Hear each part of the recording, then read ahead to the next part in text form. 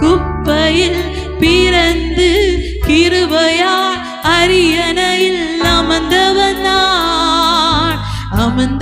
நான் உன் கிருபைக்கு உதாரணமா நீர் என் வாழ்வை மாற்றி விட்டீரே உன் கிருபைக்கு உதாரணமா நீர் என் வாழ்வை மாற்றி விட்டீரே ஏல்கீரே போதுமானவரே என் தேவையிலும் அதிகமானவரே ஏல்கீரே போதுமானவரே என் தேவையிலும் அதிகமானவரே என்ன கையேந்த விடல தலைகுனியவும் விடல என்னை தலைகுனியவும் விடல உம்மை நம்பி வாழ்பவர்க்கு ஏமாற்றம் இல்லை ஏமாந்து போவதாக சரித்திரம் இல்லை உம்மை நம்பி வாழ்பவர்க்கு ஏமாற்றம் இல்லை ஏமாந்து போனதாக சரித்திரம் இல்லை உம்மை நம்பி வாழ்பவர்க்கு ஏமாற்றம் இல்லை ஏமாந்து போனதாக சரித்திரம் இல்லை உம்மை நம்பி வாழ்பவர்க்கு ஏமாற்றம் இல்லை டாடி நீங்க இருக்க பயமே இல்லை ஹல்லேலூயா பயமே பயப்பட வேண்டாம் ஏன்னா கர்த்தர் இம்மட்டுமாய் நடத்த வல்லவர் இனியும் நடத்த வல்லவராக இருக்கிறார் ஹல்லேலூயா அவரை நம்பி வந்த யாவரையும் அவர் புறமே தள்ளுவதே இல்லை அவரை நம்பி வந்த யாவரையும் அவர் ஒரு நாளும் வெட்கப்படுத்துவதே இல்லை அவரை நம்பி நீங்க வந்துட்டா போதும் கர்த்தருடைய சமூகத்துல வந்து அவரை சார்ந்து வாழ்ந்துட்டா போதும் கர்த்தர் எல்லாவற்றையும் பார்த்து கொள்வார் என்ன கையேந்த விடல என்ன தலை குனியவும் விடல என்ன கையேந்த விடல தலை குனியவும் விடல உம்மை நம்பி வாழ்பவர்க்கு ஏமாந்து போனதாக சரித்திரம் இல்லை உம்மை நம்பி வாழ்பவர்க்கு ஏமாந்து போனதாக சரித்திரம் இல்லை ஆவியானவரே ஆவியானவரே பரிசுத்த ஆவியானவரே ஆவியானவரே பரிசுத்த ஆவியானவரே கவலை கண்ணீர் மறக்கணும் கர்த்தரையே கற்றுத்தாரும் ஆவியானவரே. தொடர்ந்து தாவீதின் கூடாரத்திற்காக தாவீது எடுத்துக்கொண்ட முயற்சிகள், அவனுடைய ஆயத்தங்கள். தேவனுடைய ஆசீர்வாதத்தை பெற்றுக்கொள்ள வேண்டுமானால் ஆயத்தம் இல்லாமல் தேவனுடைய ஆசீர்வாதங்களை பெற்றுக்கொள்ள முடியாது. இன்றைக்கு மக்கள் நினைக்கிறது என்னவென்றால், இப்படி வேண்டுமானாலும் போகலாம், இப்படி வேண்டுமானாலும் வாழலாம், ஆசீர்வாதத்தை பெற்றுக்கொள்ளுவேன் அல்ல. தேவனுடைய ஆசீர்வாதங்களுக்கு ஒரு நிபந்தனை இருக்கிறது. God's promises always with a condition. எல்லா வாக்கு தத்தங்களும் ஒரு நிபந்தனை பேரிலே. No promises without any condition. நிபந்தனை இல்லாமல் வாக்கு தத்தங்கள் இல்லை. இதுக்கு மக்கள் நினைக்கிறார்கள், இப்படி வேண்டுமாக வாழ்வேன், ஆனால் தேவனை ஆஸ்வதிக்க வேண்டும். இல்லை, இப்படித்தான் வாழ வேண்டும் என்று தேவன் வரையறுத்திருக்கிறார். அந்த வரையறை என்றைக்கு மீறுவீர்களோ அன்றைக்கு ஆசீர்வாதங்கள் தூரமாய் மாறும். இதை தாவீது அறிந்திருந்தார். மோசேயின் கூடாரத்தில் இருந்த அந்த உடன்படிக்கை பெட்டி, அன்பானவர்களே, பெலிஸ்தரால் பிடிக்கப்பட்டது. இன்றைக்கு மோசேயின் கூடாரம் வெறுமையாயிற்று. என்றைக்கு தேவனுடைய பிரசன்னம் இல்லையோ அன்றைக்கு ஆராதனை வெறுமை. கட்டடங்கள் பெரிதா இருக்கலாம், ஆனால் தெய்வ மகிமை இல்லை என்றால், தெய்வ பிரசன்னம் இல்லை என்றால் எல்லா கட்டிடங்களுமே வீணானது, வெறுமையானது. இதை தாவீது அறிந்திருந்தான். தன் இளமையின் காலத்திலேயே தாவீதினுடைய பாரம் எல்லாம் தேவனுடைய ஆலயம், தேவனுடைய சபை, தேவனுடைய கூடாரம். எனவேதான் 132 சங்கீதத்திலே இந்த வசனத்தை அவர் எழுதி வைத்திருக்கிறார். நான் கர்த்தருக்கு ஒரு இடத்தையும் யாக்கோபின் சர்வவல்லவருக்கு ஒரு வாசஸ்தலத்தையும் காண மட்டும் என் வீடாகிய கூடாரத்தில் பிரவேசிப்பதும் இல்லை, என் படுக்கையாய் கட்டில் நான் ஏறுவதும் இல்லை. தொடர்ந்து 132 4 வசனம், என் கண்களுக்கு நித்திரையும் என் இமைகளுக்கு உறக்கத்தையும் வரவிடுவதில்லை. கர்த்தருக்கு ஆணையிட்டு யாக்கோபின் வல்லவருக்கு பொருத்தனை பண்ணினான்.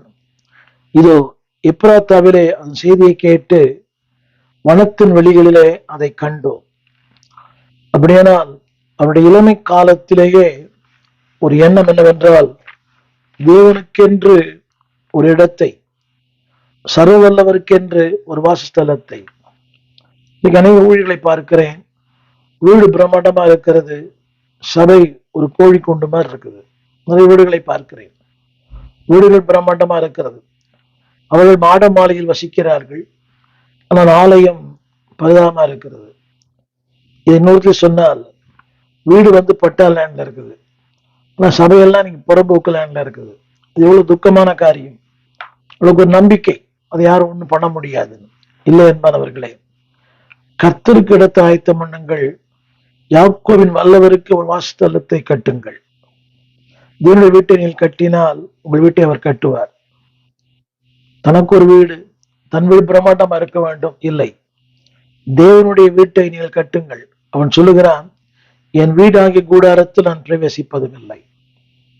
என்னை கேட்டுக்கொண்டிருக்க அன்பு தேவ பிள்ளையே, உங்கள் ஆலயம் எப்படி இருக்கிறது, உங்கள் வீடு எப்படி இருக்கிறது? அதனால அவன் சொல்லுகிறான், என் கண்களுக்கு நித்திரையும் என் இமைகளுக்கு உறக்கத்தை நான் வரவிடவில்லை என்று கர்த்தருக்கு ஆணையிட்டு யாக்கோபின் வல்லவருக்கு அவன் பொருத்தனை பண்ணினான். அவன் வாழ்க்கையை அப்படி அவன் கண்டான், அவனை தீர்மானித்தான். அந்த தீர்மானத்தை தேவன் அங்கீகரித்தார். என்னை கேட்டுக்கொண்டிருக்கிற அன்பு தேவ பிள்ளையே, நீங்கள் விரும்புங்கள், தேவன் அப்படி அவன் வாழ்க்கையிலே செய்வார்.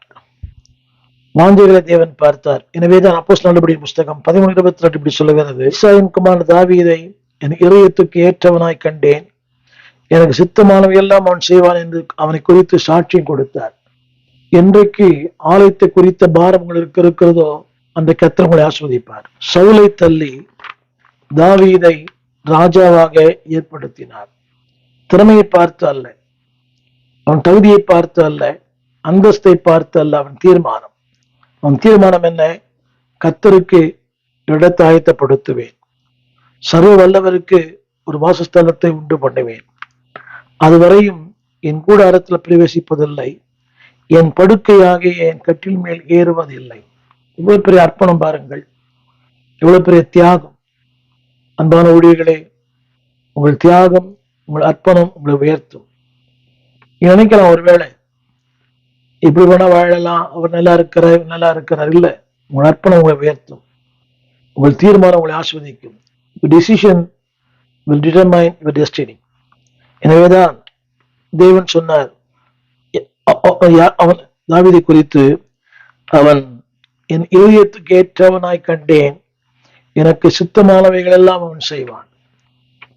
யோசித்து பாருங்கள், தேவன் அவனை நம்பினார். ஏன் தெரியுமா? Because he has a zeal for God. தேவனுக்கான ஒரு வாழ்க்கை, ஆலயத்துக்கான ஒரு வாழ்க்கை, ஒரு அர்ப்பணிக்கப்பட்ட வாழ்க்கை. உன்னுடைய விளைவுதான் தேவன் அவனை குறித்து சாட்சியம் கொடுத்தார். தேவனுடைய உடன்படிக்கை பெட்டியை கொண்டு வரும்படியான அனைத்து முயற்சிகளையும் தாவீது மேற்கொண்டார். 1 நாளாகமத்தின் புஸ்தகம் 13ஆம் அதிகாரம் 6ஆம் வசனம், கேருபின் நடுவே வாசம் பண்ணுகிற கர்த்தராகிய தேவனுடைய நாமம் தொழுது கொள்ளப்படுகிற அவருடைய பெட்டியை யூதாவில் இருக்கிற கீரியாத்க்கு அடுத்த பாலாவில் இருந்து கொண்டு வரும்படி அவனும் இஸ்ரவேல் அனைவரும் அவரிடத்திற்கு போனார்கள். அவர்கள் தேவனுடைய பெட்டியை அபில்தாமை வீட்டிலிருந்து ஒரு புது ரதத்தின் மேல் ஏற்றி கொண்டு வந்தார்கள். ஊசாவும் அகியோவும் ரதத்தை நடத்தினார்கள்.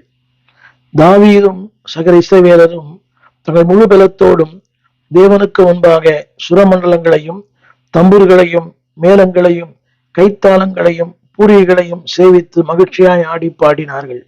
எல்லாரும் தெரியும், அவர்கள் கீதோனின் களை மட்டும் வந்தபோது மாடுகள் இடறினபடியினால் ஊசா பெட்டியை பிடிக்க தன் கையை நீட்டினான். அப்பொழுது கர்த்தர் ஊசாவின் மேல் கோபம் கொண்டவனாகி அவன் தன் கையை பெட்டிய நீட்டிய நிமித்தம் அவனை அடித்தார். அங்கே அவன் தேவ சமூகத்திலே செத்தான். உங்களுக்கு எல்லாம் தெரிந்த வசனம் தான் இது. இதற்கு பல காரணங்கள் பல தேவமணிகள் சொல்லுகிறார்கள். ஆனால் உண்மை என்னவென்றால், அன்பானவர்களே, தாவீது எல்லாவற்றையும் சபை குறித்து அறிந்திருந்தான். இன்னைக்கு அறிந்திருக்கிறார்கள், ஆனால் அதை செயல்படுவதில்லை.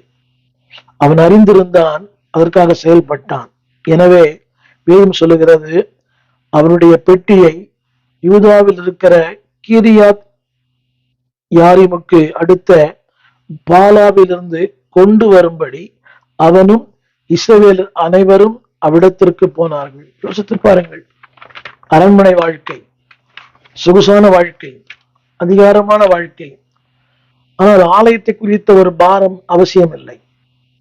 யோசித்து பாருங்க, இன்னைக்கு ஒரு சின்ன வேலை, ஆலயம் மறக்கப்படுகிறது, ஊழியம் மறக்கப்படுகிறது, சபை மறக்கப்படும். சின்ன வேலை, அற்பமான வேலை, மிஞ்சி போச்சுன்னா ஒரு 500 ரூபாய் கிடைக்கும், ஒரு 1000 ரூபாய் கிடைக்கும்.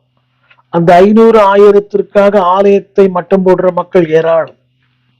ஒருவேளை சாப்பாடு, ஏதோ ஒரு கூழ், அந்த கூழுக்காக சேஷ்டபுத்திரபாத் விற்று போட்ட ஏசாவை போல நிறைய பேர். ஏதோ ஒரு வேளை சாப்பாடு கிடைக்குது, அங்க போன ஒரு பிரியாணி கிடைக்கும், சாப்பாடு கிடைக்கும். அந்த பிரியாணிக்காக ஆலயத்தை மட்டம் போட்டு போறீங்களே. ஒரு அரசன், அவனுக்கு நிறைய அதிகாரம், அரண்மனை இருக்கிறது. ஆனா வேதம் சொல்லுகிறது, அந்த அவருடைய பெட்டியை கொண்டு வரும்படி யாரை ஒருத்தர் அனுப்பலாம். He can depute someone.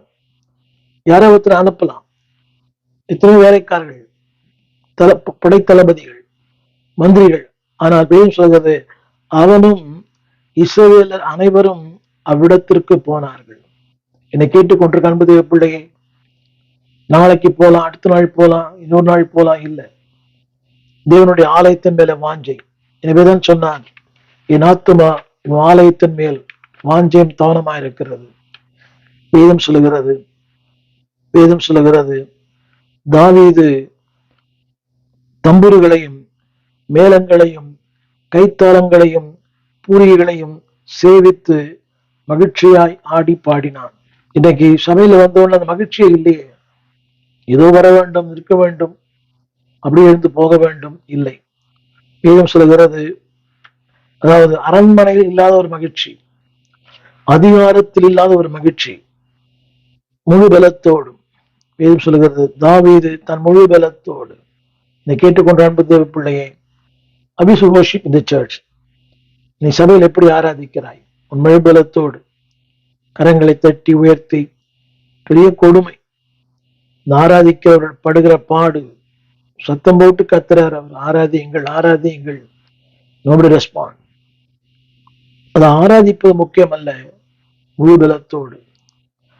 ஒன்று புரியணும் உங்களுக்கு, தேவனுக்கு முன்பாக, நாட் பிஃபோர் த பாஸ்டர்.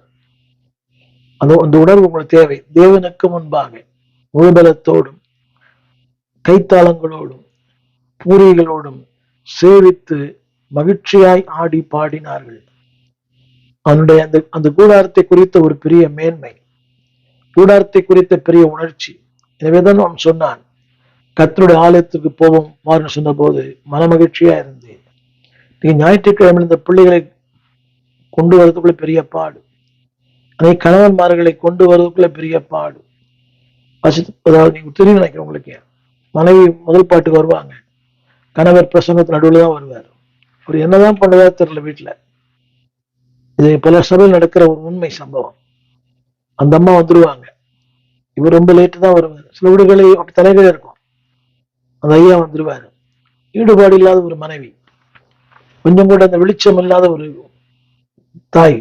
இல்லை அன்பானவர்களே, குடும்பமா போங்க, முதல் பாட்டுக்கே போங்க.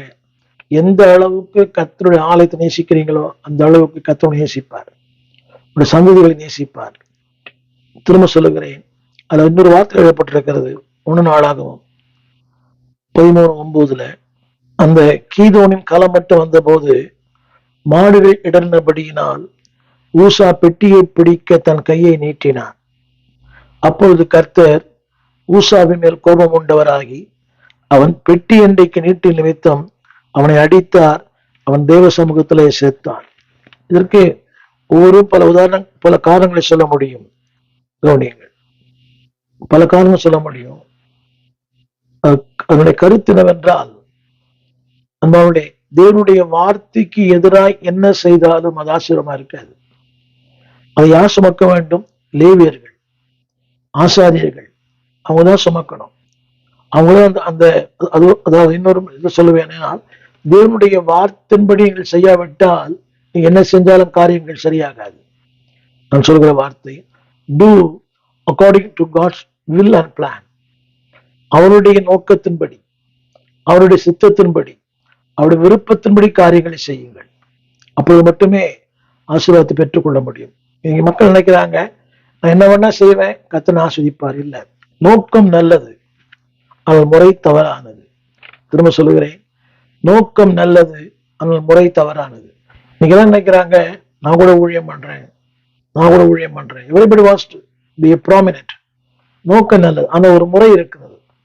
ஒரு ஊழியன் கீழ்ப்படிந்து, ஊழியனுடைய வார்த்தைக்கு கீழ்ப்படிந்து, கர்த்தருடைய கட்டளைக்கு கீழ்ப்படிந்து, அவருடைய கற்பனைகளுக்கு கீழ்ப்படிந்து. இன்னைக்கு யாருமே அப்படி கீழ்ப்படுகிறது இல்லை. Everybody wants to be a leader, everybody want to be the pass.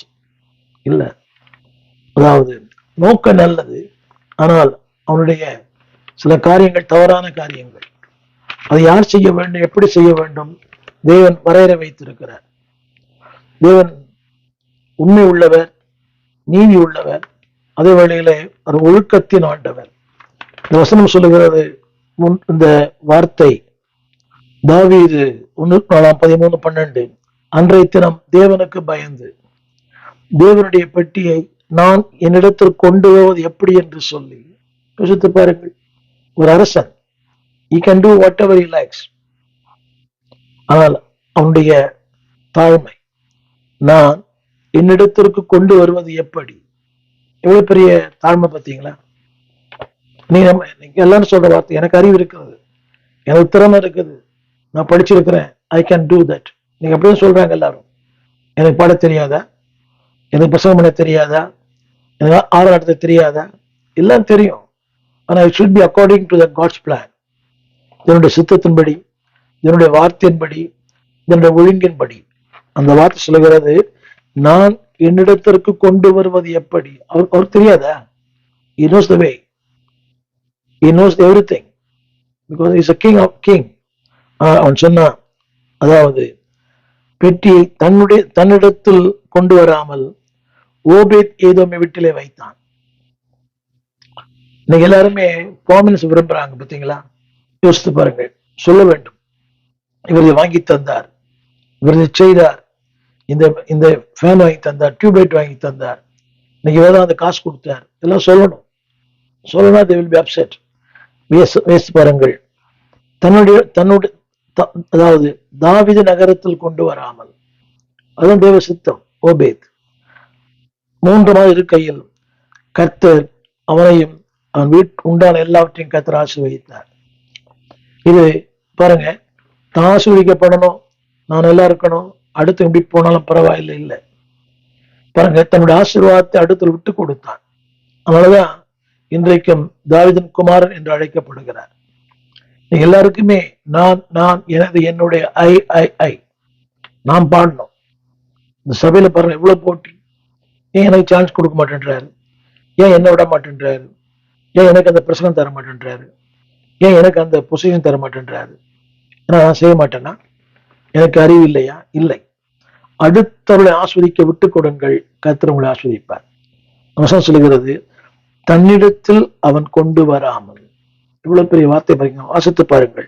1 நாளாம் 13:13 தன்னிடத்தில் கொண்டு வராமல். இன்னைக்கு எல்லாருமே அப்படித்தானே, என் பெயர், என் புகழ், என் நாம், எல்லாம் எல்லாம் எல்லாம் நான் நான் நான் நான்.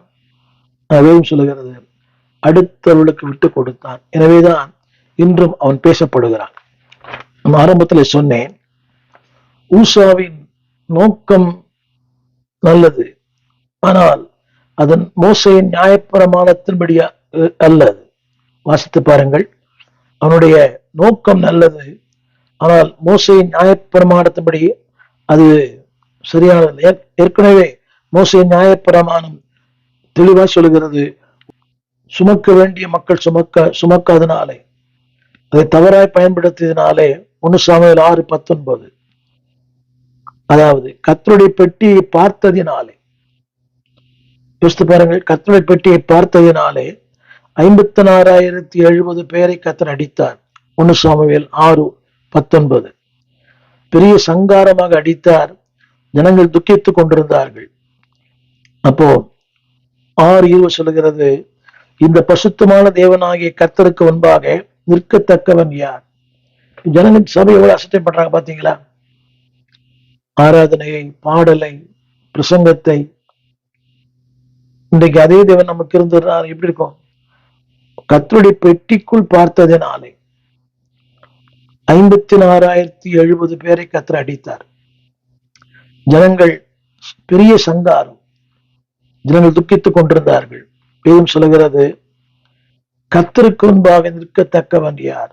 என்னை கேட்டுக்கொண்டிருக்க அன்பு தேவ பிள்ளையே, don't play with God, don't play இந்த சர்ச். சபையில பாருங்க, ஒரே பேச்சு தான். அதுக்கேற்ற மாதிரி ஒரு ஆளை சூஸ் பண்ணிக்கிறாங்க. ஊழியக்காரங்க பேசுறாரு, இங்க ஒரு பட்டிமன்றம். இதெல்லாம் சபை நடக்குது, பெரிய சபை நடக்குது. அதனால பின்னால் போய் உட்காடுறாங்க. எனக்கு ஒரு சின்ன கேள்வி கேட்கிறேன், ஏன் நீங்க பின்னால உட்காடுறீங்க சபையில? ஏன் முன்னால உட்காரக்கூடாது? முதன்மையா இருக்க ஒரு தவறு, ஆனா முன்னால உட்கார தவறே இல்லை. இந்த வார்த்தை இந்த முன்னால போய் உட்காருங்க, முன்பக்கம் உட்காருங்க, தேவ பிரசந்த ஃபீல் பண்ணுவீங்க, இவங்களோட இடைப்படுவார். Don't sit in the last row. கடைசியா உட்காந்துன்னா வாழ்க்கையில கடைசியாவே போயிடுவீங்க. இல்ல, முதன்மையா இருக்க விரும்பாதீங்க, ஆனா முதன்மையான பிரிச்சுல உட்காருங்க. நான் ஆரம்ப நாட்களில 70ல சபைக்கு போனேன். ஒண்ணுமே தெரியாது, சத்தியம் தெரியாது, ஒண்ணுமே தெரியாது, பைபிள் கொடுக்க கையில இருக்காது. ஆனா முன்னால போய் உட்காருவேன். அது என்னவோ தெரியல, அது மாதிரி ஒரு தேவ கிருபை உட்காருவேன். ஆனா இன்றைக்கும் ஞாபகம் இருக்கிறது, 70களிலே நான் கேட்ட பிரசங்கம் ஞாபகம் இருக்கிறது. 70களில் நான் கேட்ட பிரசங்கம் எபிரேயர் 12:1. பாஸ்டர் பெஞ்சமின் ஐயா, சர்ச் ஆஃப் காட், 70களிலே ஒரு பிரசங்கம் பண்ணார். ஒரு நாள் வந்து மாரநாதா திருச்சபையில 70களிலே, மேகம் போன்ற இத்திரளான சாட்சிகள் நம்மை சூழ்ந்து கொண்டிருக்க, பாரமான யாவற்றையும் தள்ளிவிட்டு விசுவாசத்தை துவக்கிறபடி கருமாக இயேசுவை நோக்கி ஓட கடவோம். நான் பைபிள்ல படிக்கலாம், வசனத்தை வேதத்துல படிக்கல, அவர் சொல்லித்தான் நான் கேட்டேன். பாஸ்டர் பெஞ்சமின் அவர் பெயர், உத்திரி நினைக்கிறேன். அவர் காலம் சென்ற சர்ச் ஆஃப் காட்டுடைய மூத்த போதகர்.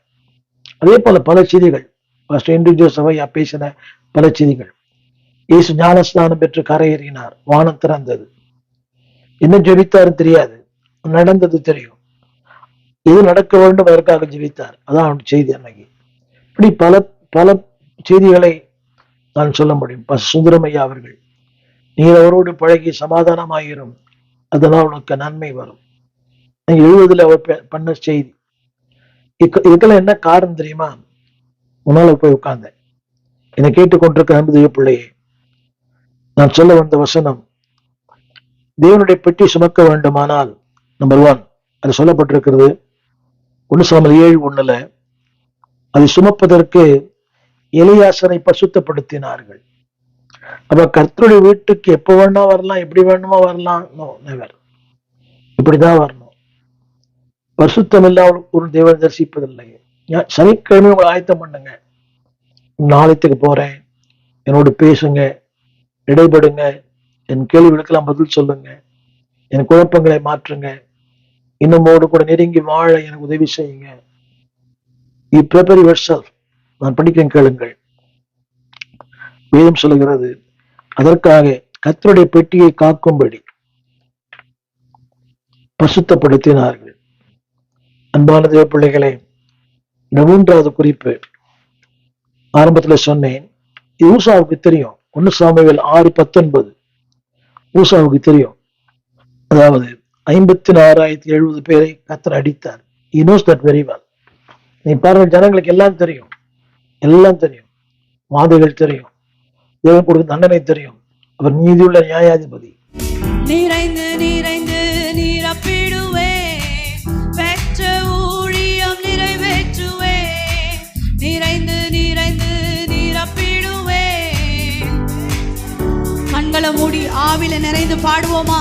ஆவியினால் வார்த்தையினால் அனுதினமும் நிரப்பிடுவே.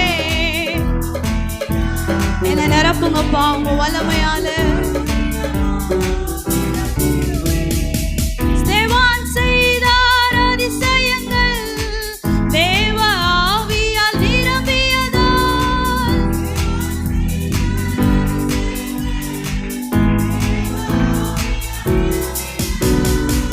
திரளான மக்கள் திரும்பினார்கள், திரளான மக்கள் பர்னபா ஆவியால் நிரம்பியதால். ஆவியினால் வார்த்தையினால் அனுதினமும் நிரம்பிடுவேன். ஹல்லேலூயா. ஓ ஜீசஸ். நிரம்பி நிரம்பி நிரப்பிடுவேன், பெற்ற ஊழியம் நிறைவேற்றுவேன். நிரம்பி நிரம்பி பெற்ற ஊழியம் நிறைவேற்றுவேன். ஆவியினால் வார்த்தையினால் அனுதினமும் நிரம்பிடுவேன். ஆவியினால் வார்த்தையினால் அனுதினமும் நிரம்பிடுவேன்.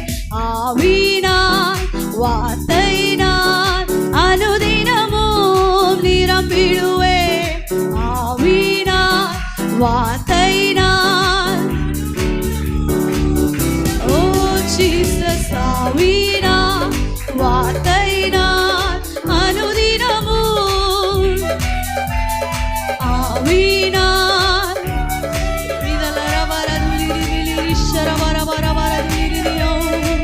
நிறைந்து நிறைந்து நிரம்பிடுவேன், பெற்ற ஊழியம் நிறைவேற்றுவேன். நிறைந்து நிறைந்து நிரம்பிடுவேன், பெற்ற ஊழியம் நிறைவேற்றுவேன். ஹல்லேலூயா. ஆட்கொண்டு எங்களை, அந்த வார்த்தையை மாத்திரம் சொல்லுங்க. ஓ ரிதலர வரதுலிரி விலிரி ஷரவரதுலிரி நியோங்கனலர வரவரவர ரிக்கலர வரதுலிரி தலர வரதுலிரி நியோ. அலங்கரியும் ஆவியான எங்கள் அன்பு, அடியோரை ஆட்கொண்டு. Thank you Jesus. ஆவியான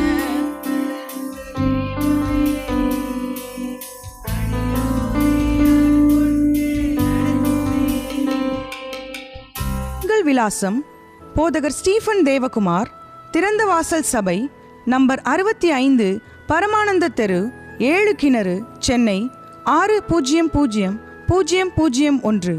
தொடர்புக்கு 9841839287. மேலும் 04443183330. எங்கள் மின்னஞ்சல் stephenopendor@gmail.com. எங்கள் தேவ செய்திகளை யூடியூப் சேனலில் பார்த்து பயனடையுங்கள். தேவன் உங்களை ஆசீர்வதிப்பாராக.